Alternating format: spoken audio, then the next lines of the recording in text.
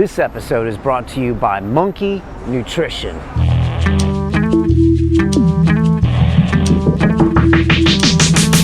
Tim, you've talked about this startup company you made to create this book for 40 or 50 people. Yeah. And you've talked about a little bit about what your work day is like. I know you have all sorts of crazy ideas, like you don't have a to-do list, you have a not to-do list. Yeah. You have an email game, which I guess limits the amount of time you spend on email. I was wondering if you could just walk us through a typical week in your life as far as how you manage a big workflow and just the little things that you do. I know it's a big question. Yeah, let's see. Answer any part that you wish. Yeah, I'll try. I'll give a sampling. My weeks are very different, and they can also be quite boring. On book deadline, for instance, I think that there are a few misconceptions about how I work or how I live. I'd say the first is that I'm just this picture of efficiency all day long, right? Everything's figured out. It's like the Dos Equis guy or, 5-hour energy guy or whatever. And the fact of the matter is, if you were to have this, fly on a wall camera and watch me, be like, what the fuck is this guy doing for half of the day? Because the fact of the matter is, I procrastinate a lot. I get a lot of things wrong, but I think I'm very good at getting a few important things right. Why does it make me feel so good to hear this, Brian? Yeah.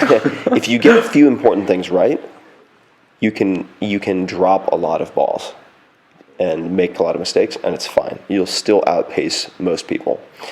So that's point number one. Point number two is the belief that it's girls gone wild, partying with the Swedish bikini team and then racing Lamborghinis with, Sean Parker or something every day, which it isn't. Which it isn't. And I think the creative process, as it relates to book writing certainly, and many others, can be a very lonely, isolating process. And that's the penance that you pay if you choose that as your profession or your calling. But so a couple of things. These days, I tend to wake up on the later side, so typically 10, maybe even 11. And I'll wake up, set the kettle for hot water, have 30 grams of protein, so I'll have a quick protein shake. Usually it's a combination of whey protein isolate and micellar casein. Then I will sit down and listen to one music track. It's up to you. Recently I've been listening to It's Time to Party Like It's 1999, Prince. Wow. It's always a good one. And I'll meditate for the duration of that song, just one song. And I use that as, I tend to use the same song for fairly long stretches of time as a state cue. And I will run through in my head as I'm taking deep breaths for those 3 to 5 minutes, the things that I am grateful for. And I use that, like I mentioned, as this sort of psychological reset. And I'll also, in terms of internal talk, if people find this interesting, in terms of self-talk, I'll say you have all the time you need. You have all the time you need to do everything that's important. You don't have time to do everything. You have enough time to do everything that's important. Today or in your life? Just today, one day at a time. Okay. In life in general, but I'm doing this as a daily mental warm-up. Then song ends, I get up, I make pu'er tea. And then I will sit down and I try to do an hour of non-email related work. This is most recently, right? So I'm still on effectively book launch. So I'll try to do an hour of work or some type of meditative practice. When I say meditative, I mean something non-work related, like drawing. So I'm trying to reinvigorate my drawing. I wanted to be a comic book penciler for 10 years and paid my bills in college partly as an illustrator for 2 years. So it's that was this huge core part of my being for so long, and I just gave it up. I just stopped when I got into the real world, so to speak. After graduation, I was like, I don't have time for that.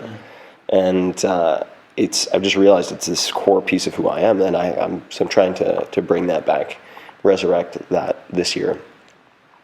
Then, if I'm going to jump into work mode, typically I will have a Post-it with 1 to 3 principal to-dos and then not to-dos. So I'll typically have that cut in half, and I'll have the 2 to 3 to-dos and then the not to-dos. And my objective for the day, I'll also then circle the one of the 3 that is the force multiplier that would change as many other aspects of my life or affect all those other to-dos. And that's the first, typically the most uncomfortable to do that I have to tackle each day.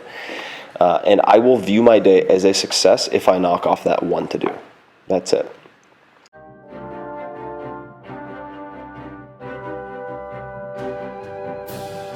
This week on London Real, we're taking you back to our 2012 interview with futurist Jacques Fresco. We must eventually design a language that's not subject to interpretation. Whenever you talk to people, you think you're talking to people. It goes in their ear and comes out in relation to their background. They don't hear exactly what you say.